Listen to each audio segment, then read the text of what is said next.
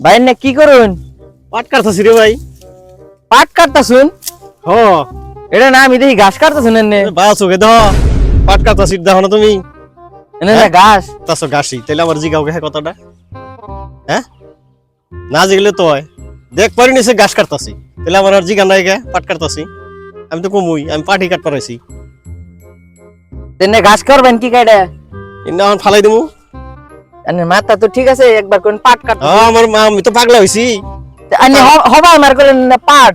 পাগলা করতে কামড়াইছে আবার এনে আমারে ফালেও দিবেন এনে। পাগলা করতে কামড়াইছে আমারে ওই যে পাগলা গাইরে থম